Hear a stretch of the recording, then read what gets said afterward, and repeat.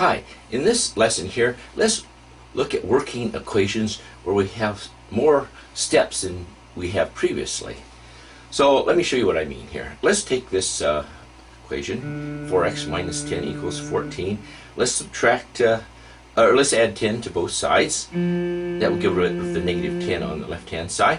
And so we get 4x equals 24. Now let's take the coefficient of x, divide through by 4, and we'll get 6. Now, we've added something to both sides, and we've taken it and divided both sides by a certain number. So we've done more than one operation. So that's what I was referring to. Okay, this one here, 2x plus 13 equals 27. Let's subtract 13 from both sides. That gets down to 2x equals 14. Now take the coefficient of x, divide through by 2, and we'll get x equals 7. It looks like we're getting a little music with this lesson. So we have x equals 7 for the solution to this problem. Another problem here. Let's add 9 to both sides. And get rid of the negative 9 on the left-hand side. Okay, and now that will leave us with 6x equaling 96. Take the 6 in front of the x there and divide it into both sides, and we'll land up with x equaling 16 as our solution. Now here I want to throw in some decimals to keep you up on that sort of thing. Let's subtract 1.5 from both sides. Make sure when you're adding and subtracting decimals you keep the decimal point aligned. And so we get 0.3x equals 2.4. Now take the 0.3 and divide it into both sides. Now we're going to be left with x equals 2.4 over 0.3.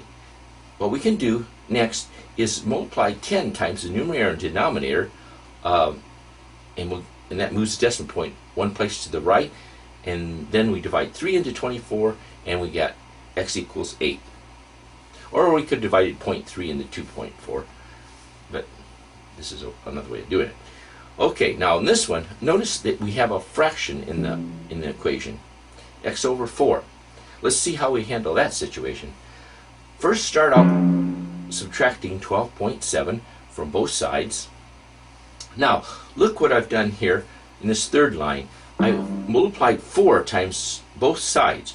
What will happen is that those 4's will cancel on the left-hand side, leaving us with x equals 48.8. Similar situation here. First, let's add 11 to both sides. That'll get us down to x over 4 equal 23. Take the denominator there and multiply that times both sides, which is multiply 4 times both sides. And so we'll have a canceling situation on the left-hand side, and we'll be left with x equals 92. This one here, let's subtract 13 from both sides. And then we're going to be left with x over 9 equaling 20. Multiply through by 9, and we'll get x equals 180 in the end. All right, thank you. We should clap for our musical characters.